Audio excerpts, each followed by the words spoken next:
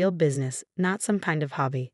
Victoria Bennett's voice cut through the boardroom like a knife, her perfectly manicured hands spread flat against the polished mahogany table. We need someone who understands the corporate world, not just tinkering. I sat across from her, my back straight despite the trembling in my hands. 6 years of research and development, countless late nights in the lab, all the breakthroughs I'd achieved for Bennett Technologies. And this was how it ended.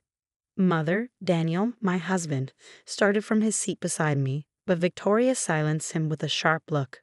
No, Daniel, this isn't up for discussion. The board agrees with me. Olivia's experiments might have been entertaining when we were a smaller company, but we're going public in 6 months. We need real leadership, not a scientist playing at being an executive. My name is Olivia Foster Bennett, and at 32, I was about to be forced out of the company I'd helped build. Not that Victoria would ever admit my contributions. To her, I was just the girl who'd married her precious son, the one who didn't quite fit into her polished corporate world. The timing of the product launch is critical, Victoria continued, her voice dripping with fake sympathy. We need someone with real business experience to handle this. Margaret will be taking over the R&D department effective immediately. Margaret Phillips, Victoria's goddaughter, sat at the far end of the table, trying and failing to hide her smug smile. She'd been gunning for my position since she joined the company 3 months ago, armed with an MBA from Wharton and a pedigree Victoria approved of. I glanced down at the papers in front of me, the transition agreement they expected me to sign. A generous severance package, they called it. More like hush money to keep me quiet while they pushed me out. And if I refuse? I asked, my voice steadier than I felt. Victoria's smile tightened. Then we'll have to revisit your employment contract. I'm sure you remember the non-compete clause. It would be a shame if you couldn't work in this industry for the next 5 years. Of course I remembered. I'd helped draft that contract back when I thought I was protecting our company, our family. How naive I'd been.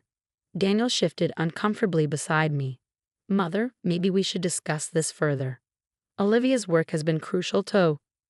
Enough, Daniel, Victoria snapped. This isn't about sentiment, this is business. The board has made its decision. I looked around the room at the board members, men and women who'd watched me grow this company from the ground up. None of them would meet my eyes. They were all too afraid of Victoria Bennett, the CEO who turned her late husband's small tech firm into a major player in the industry. What they didn't know, what Victoria had forgotten in her rush to push me out, was that I'd done more than just tinker in my lab. Every major breakthrough, every patent that had made Bennett Technologies a valuable acquisition target, had my name on it. Not the company's name. Mine. But I kept that knowledge to myself as I stood up, gathering my papers with steady hands. I'll need time to review these documents with my lawyer, I said calmly. Victoria waved dismissively. Take all the time you need. But I expect your office cleared out by the end of the day. Margaret needs to hit the ground running. I nodded, not trusting myself to speak. As I walked toward the door, I heard Margaret's voice, sickly sweet. Don't worry, Olivia. I'll take good care of your projects. I didn't respond. Let them think they'd won. Let them believe I was just another corporate casualty pushed aside for someone with better connections and the right background. They had no idea what was coming. The elevator ride down to my office felt surreal. 6 years of memories flashed through my mind. The late nights working on prototypes, the breakthrough moments, the celebrations when we landed major contracts. I'd met Daniel here, both of us fresh out of graduate school, idealistic and ready to change the world. He'd been different then, before his mother's influence had slowly chipped away at his backbone. The Daniel I fell in love with would have stood up for me, would have recognized the injustice of what was happening. But that Daniel had disappeared somewhere between our wedding day and his promotion to CFO. When I reached my office, my soon-to-be former office, I found boxes already stacked by the door.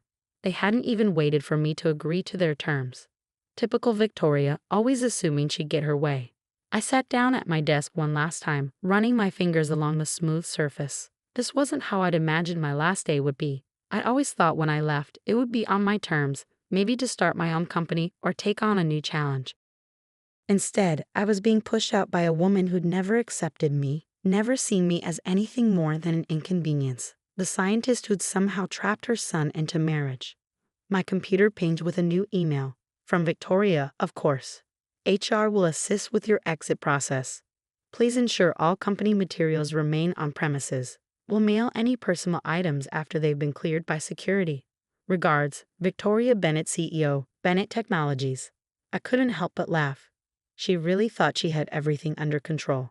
She'd probably already drafted the press release announcing Margaret's promotion, spinning some story about exciting new leadership and fresh perspectives. Opening my drawer, I pulled out a small USB drive, one that Victoria didn't know existed. On it was everything I'd need: copies of my patent applications, email trails proving my ownership of key technologies, and documentation of every breakthrough I'd achieved while carefully maintaining my individual rights. Victoria had been so focused on pushing me out that she'd forgotten one crucial detail. I'd never signed over my patents to Bennett Technologies. They had a license to use my technology, yes, but the underlying intellectual property? That belonged to me. I slipped the drive into my pocket just as there was a knock at my door. Daniel stood there, looking uncomfortable in his perfectly tailored suit. "Liv," he said softly, using the nickname he hadn't used in months. "I'm sorry. I tried to talk to her, but you know how she gets." I stared at him, really looking at my husband for the first time in a long while. When had he become this? This weak, spineless version of the man I'd married? "Did you know?" I asked quietly. "Did you know she was planning this?" He couldn't meet my eyes. She mentioned some concerns about the IPO, about how investors might perceive. Perceive what, Daniel? That your wife actually knows what she's doing? That I'm more than just some hobby scientist playing at business? "That's not fair," he protested weakly. "Mother's just trying to do what's best for the company." I shook my head, disappointment heavy in my chest. "No, she's doing what's best for her image, and you're letting her, just like you always do." He took a step forward, reaching for my hand, but I pulled away. "Don't," I said. "Just don't." The hurt in his eyes might have moved me once, but not today. Not after this. "I'll have my things out of the house by tonight," I told him, turning back to my desk. "I think it's best if I stay at a hotel for now." "Liv, you don't have to." "Yes, I do." I started gathering my personal items. The few things that weren't company property: my framed diplomas, a photo of my parents, the small robot figurine I'd built in college that had started me on this path. "We can work this out," Daniel said, hovering in the doorway. "Once the IPO is done, maybe." I cut him off with a sharp laugh. "The IPO. Right? Good luck with that." He frowned, catching something in my tone. "What do you mean?" But I just shook my head, picking up my bag and a small box of belongings. "Goodbye, Daniel. Tell your mother I'll have my lawyer review those documents." As I walked past him, he caught my arm. "Olivia, wait. What are you planning?" I gently removed his hand, meeting his eyes one last time. "You know what your mother always says. It's just business, nothing personal." I left him standing there, confusion written across his face. Let him wonder. Let them all wonder. Because while Victoria Bennett might have won this battle, thinking she'd outmaneuvered her inconvenient daughter-in-law, she had no idea what was coming. In 6 months, when Bennett Technologies tried to launch their new product line, my product line, they'd learn exactly who they'd underestimated. But for now, I had work to do. Real work, not the corporate games Victoria was so fond of playing. I had patents to review, lawyers to meet, and plans to make. After all, Victoria had taught me one valuable lesson. In business, timing is everything. And my time was just beginning. As I drove away from Bennett Technologies for the last time, my phone buzzed with texts from Daniel. "Please come home. We can talk about this. Mother didn't mean to be so harsh. Don't do anything rash." I ignored them all, focusing on the road ahead. The signs for downtown Atlanta blurred past as I made my way to the one person who would understand exactly what I needed to do next. 20 minutes later, I pulled into the parking lot of Carter and Associates, one of the city's top intellectual property law firms. Marcus Carter had been my advisor's attorney back in graduate school, and he'd helped me set up my patent portfolio when I first joined Bennett Technologies. He was waiting for me in the lobby, his dark eyes sharp behind his glasses. "I saw the writing on the wall months ago," he said as he led me to his office. "Been waiting for your call." I settled into one of his leather chairs, finally letting some of my tension show. Victoria finally made her move. Marcus nodded, pulling out a thick file. And you're sure you want to do this? Once we start, there's no going back. Victoria Bennett isn't known for taking challenges lightly. Neither am I said firmly. Show me what we need to do. For the next 30 hours, we went over everything: my patents, the licensing agreements, the careful paper trail I maintained. Marcus had helped me structure everything perfectly from the beginning, ensuring that while Bennett Technologies had the right to use my technology, they didn't own it. The timing works in our favor, Marcus said, making notes. They can't launch the new product line without your patents, and any attempt to work around them would set them back years. The IPO would be dead in the water. I leaned back, a plan forming in my mind. So we wait. We wait, he agreed. Let them announce the launch. Let them start the IPO process. Then we show them exactly who they're dealing with. As I left Marcus's office, I felt lighter than I had in months.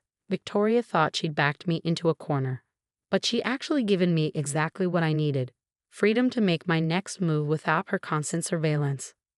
My phone buzzed again. Another text from Daniel. Mother wants to know if you've reviewed the documents yet. Please don't make this difficult. I smiled, thinking of the documents sitting untouched in my bag. Victoria's carefully crafted severance agreement designed to keep me quiet and compliant. Tell her I'll have an answer soon, I typed back. Oh, I'd have an answer for Victoria Bennett, just not the one she was expecting.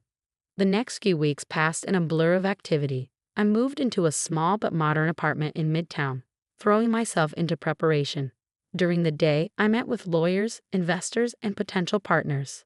At night, I reviewed my research, identifying which technologies were most crucial to Bennett's upcoming launch. Victoria, meanwhile, wasted no time announcing my departure.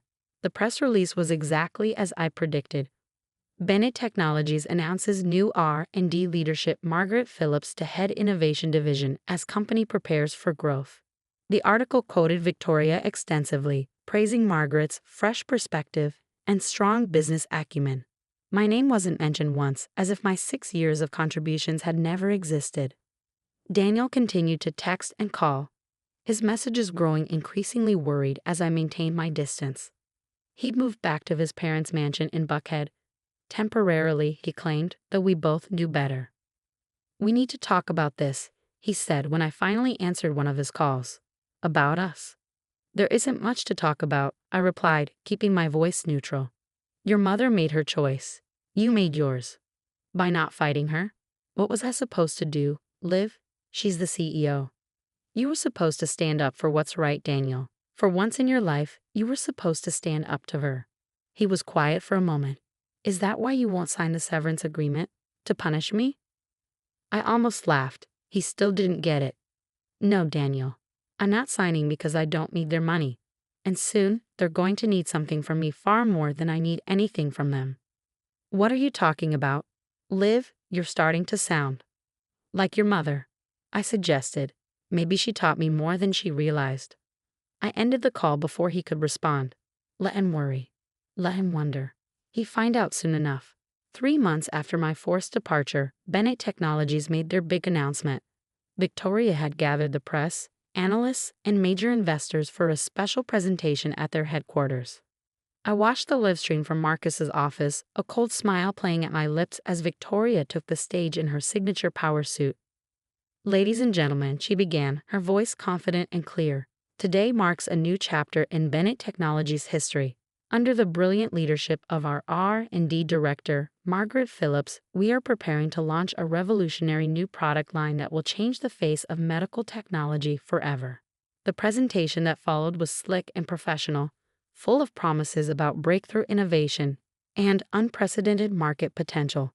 Margaret stood beside Victoria, basking in the praise as they unveiled prototypes of devices that I had designed, technologies that I had created. When they opened the floor for questions, a familiar face stood up. Sarah Chen from the Wall Street Journal, known for her sharp analysis of tech companies. Ms. Bennett, Sarah said, her voice carrying clearly through the stream. These technologies seem remarkably similar to patents held by Olivia Foster. Can you comment on the licensing arrangements? The briefest flicker of uncertainty crossed Victoria's face before her media training kicked in. All intellectual property used in our products is properly licensed and documented, she said smoothly. Bennett Technologies has full rights to everything we're presenting today. I turned to Marcus, who was already reaching for his phone. Shall we? He nodded, a predatory smile spreading across his face. Time to show them what a real business looks like. I pulled out my own phone and opened the email I prepared weeks ago. One click, and Victoria Bennett's carefully constructed plans would start to crumble. Send it, I said. The email went out to every major tech publication, every analyst following Bennett Technologies, and every investor invited to today's presentation. PKNT challenges Bennett Technologies' right to name the product line. Olivia Foster announces review of all technology licenses. The reaction was immediate. On a live stream, I watched as phones started buzzing throughout the audience. Victoria was still talking, but people had stopped paying attention, their faces buried in their screens. Then Sarah Chen stood up again, interrupting Victoria mid-sentence. Ms. Bennett, we've just received a statement from Olivia Foster claiming that Bennett Technologies' license to use her patents expires in 3 months, before your planned product launch. Would you care to comment? The look on Victoria's face was worth every moment of humiliation I'd endured. For once, the great Victoria Bennett was speechless, and this was just the beginning. The chaos that followed my announcement was everything I'd anticipated and more. Victoria tried to maintain control of the situation, but the damage was done. Investors were already leaving the presentation, phones pressed to their ears as they called their brokers. Margaret stood frozen on stage, her carefully rehearsed speech forgotten. I closed my laptop, turning to Marcus with a satisfied smile. How long before she calls? He checked his watch. Given her temper, 3, 2, 1. My phone lit up with Victoria's number right on cue. You should take it, Marcus advised, already reaching for his notepad. Remember, every word matters now. I answered on the third ring, keeping my voice professional and calm. Hello, Victoria. What do you think you're doing? She hissed, her composure finally cracking. Do you have any idea what you've just done? Actually, I do, I replied. I'm protecting my intellectual property rights. Isn't that what you taught me about business? Always protect your assets? Your assets. She practically spat the words. Everything you developed was for Bennett Technologies. You can't just. Can't what, Victoria? Can't stand up for myself. Can't run a real business. I let my words sink in before continuing. Check your contracts. Every patent, every innovation you just promised your investors, they're all licensed to Bennett Technologies under my name. And those licenses expire in exactly 3 months. There was a long pause. I could almost see her face, that perfectly controlled mask slipping as she realized the magnitude of her mistake. What do you want? She finally asked, her voice tight. I want what I've earned, but we can discuss the details with our respective legal teams. I'm sure you'll want to review everything thoroughly this time. This isn't over, she warned. No, I agreed. It's just beginning. I ended the call and looked at Marcus, who was grinning broadly. Well done, he said. Very well done. But we both knew this was just the opening move. Victoria Bennett hadn't built her empire by backing down from a fight, and she wasn't about to start now. Sure enough, within hours, Bennett Technologies' legal team began flooding Marcus's office with demands and threats. They claimed my patents were developed under work-for-hire agreements. They threatened to sue for breach of contract. They even tried to argue that my marriage to Daniel gave the company rights to my intellectual property. But Marcus and I had prepared for everything. Every contract, every patent application, every piece of documentation had been carefully structured from the beginning. I might have been naive about office politics, but I'd never been naive about protecting my work. Daniel showed up at my apartment that evening, looking more disheveled than I'd ever seen him. His tie was loose, his hair a mess from running his hands through it. Can I come in? He asked when I opened the door. Please, Liv. We need to talk. I considered turning him away, but something in his expression made me step aside. He walked in, taking in my new space, the modern furniture, the small but well-equipped home office, the wall of technical books and journals. You've been busy, he said quietly. Someone once told me that success requires dedication. I replied, thinking of all the times Victoria had lectured me about real business. He sank onto my couch, looking defeated. Mother's furious. The board is in panic mode. Our stock dropped 15% after your announcement. 23%. I corrected him. I've been watching the markets. He looked up at me, really seeing me perhaps for the first time in years. You planned this all along, didn't you? Even before they pushed you out? No, I said honestly. I planned it the moment your mother made it clear that my contributions meant nothing to her. The moment she tried to steal my life's work and hand it to Margaret like it was hers to give. She didn't understand. She understood perfectly. I cut him off. She just didn't care. She never has. To her, I was just the scientist who wasn't good enough for her son, who didn't fit into her perfect corporate image. That's not true, he protested weakly. Really? I moved to my desk and pulled out a file. These are copies of emails between your mother and Margaret going back 6 months. Planning my removal. Discussing how to handle the transition of my projects. Want to know what your mother wrote about me? He shook his head, but I continued anyway. She called me a necessary inconvenience that needed to be managed out before the IPO. Said it was time for you to think about your future and consider more suitable partnerships. Daniel's face paled. Where did you get those? I'm a tech expert, remember? The one your mother thought was just playing at business. I sat down across from him. The question is, did you know about this plan? He couldn't meet my eyes. I knew she wasn't happy about us. About how it would look to investors, having a researcher in such a key position. But I never thought she'd actually do it, or never thought I'd fight back. The silence that followed was heavy with unspoken truths. Finally, Daniel looked up, his eyes tired and sad. What do you want, Liv? Name your price. Whatever it takes to fix this. I laughed, but there was no humor in it. Fix this? You still don't get it, do you? This isn't about money, Daniel. This is about respect. About recognition for what I've built. What price would you put on that? Mother will never agree to give you back your position, he said. You know how she is. I don't want my position back, I said, standing up. I don't want anything from Bennett Technologies. What I want is for Victoria to understand exactly what she lost when she decided to throw me away. Just then, my phone buzzed with a text from Marcus. Thompson Medical just reached out. They want to meet. I smiled, remembering Victoria's dismissal of my tinkering. Thompson Medical was Bennett Technologies' biggest competitor, and they'd been trying to break into the same market sector for years. You should go, I told Daniel, moving toward the door. I have a meeting to prepare for. He stood slowly, looking lost in his perfectly tailored suit. Liv, please, don't do this. Don't destroy everything we've built. I'm not destroying anything, I said softly.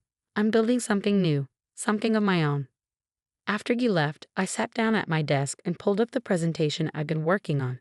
Thompson Medical wasn't the only company interested in my technology. Without Bennett Technologies' restrictions, without Victoria's constant interference, I was free to explore all the applications I'd been forced to shelve. The next few weeks were a blur of meetings, negotiations, and legal maneuvers. Victoria, true to form, tried every trick she could think of to regain control. She had her PR team spin stories about corporate espionage and betrayal.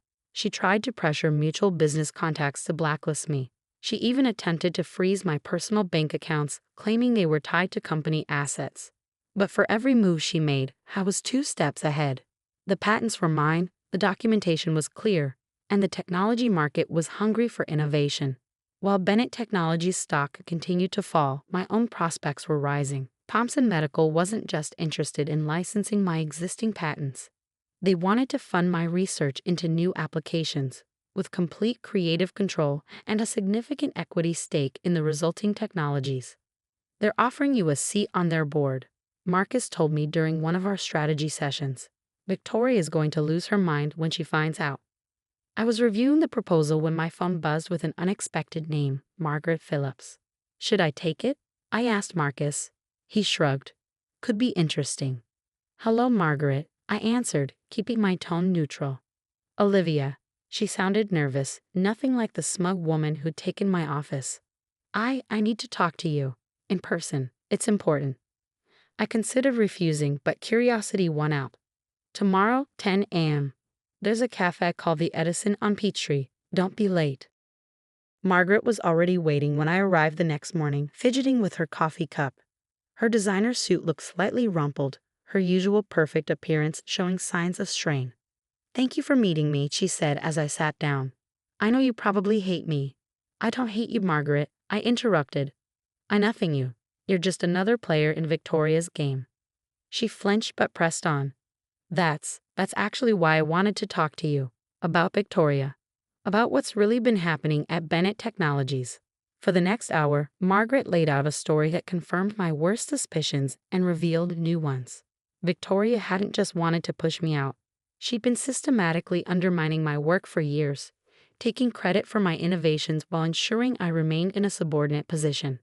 "She has files," Margaret said, her voice low. "Documentation she's been building, trying to prove the patents should belong to the company. She's planning to sue, to tie you up in court until you're forced to settle." I smiled, thinking of my own carefully maintained records.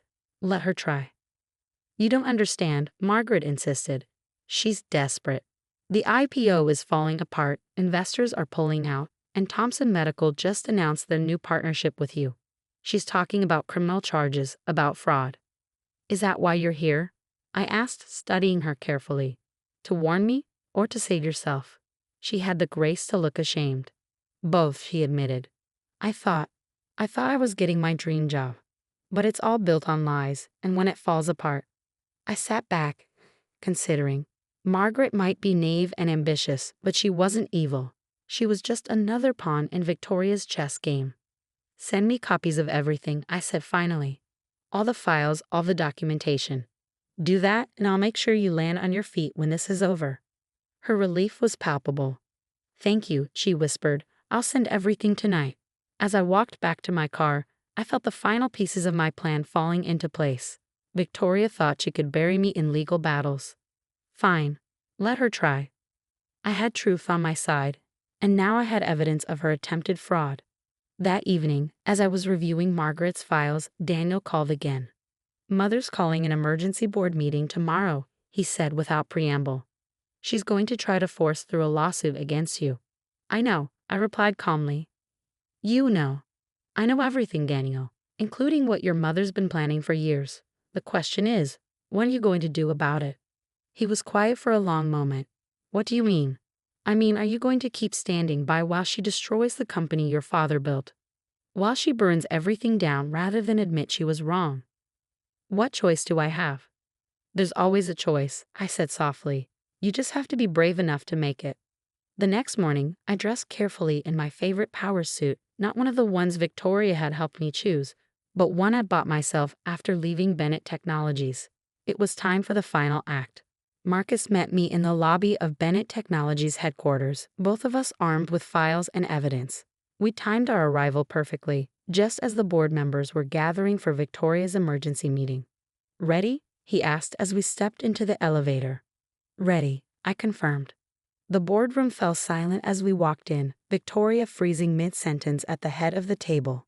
Daniel sat to her right, Margaret to her left, both looking pale but determined. "What is the meaning of this?" Victoria demanded. "This is a private board meeting." "Actually," I said, setting my files on the table, "this is exactly where we need to be. We have evidence of systematic fraud, attempted patent theft, and corporate espionage. Evidence that every person in this room needs to see." "How dare you," Victoria began, but the board chairman cut her off. "Let her speak," he said, his eyes sharp. "Given the company's current situation, I think we all need to hear this." For the next hour, I laid out everything: the documentation of my patents, the evidence of Victoria's attempts to steal them, the proof of her long-term plan to push me out while taking credit for my work. Margaret's files provided the final devastating pieces of evidence. When I finished, the silence in the room was deafening. Victoria stood, her face flushed with rage. "This is ridiculous. She's trying to destroy this company out of spite." "No, Mother," Daniel's voice cut through her protest. "She's trying to save it. From you." All eyes turned to him as he stood, straightening his shoulders. I moved for an immediate vote of no confidence in the current CEO. Victoria's face went white. "Daniel, what are you doing?" "What I should have done years ago," he said, "standing up for what's right." The vote was unanimous. Within an hour, Victoria Bennett was no longer CEO of Bennett Technologies. Within 2 hours, the board had approved my proposal, a partnership with Thompson Medical that would save both companies while protecting my patents.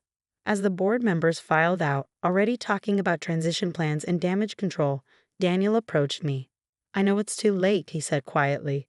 "Too late for us, I mean. But thank you for showing me what real strength looks like."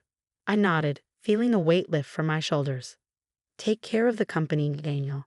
Make your father proud." 6 months later, I sat in my new office at Thompson Medical, looking out over the Atlanta skyline.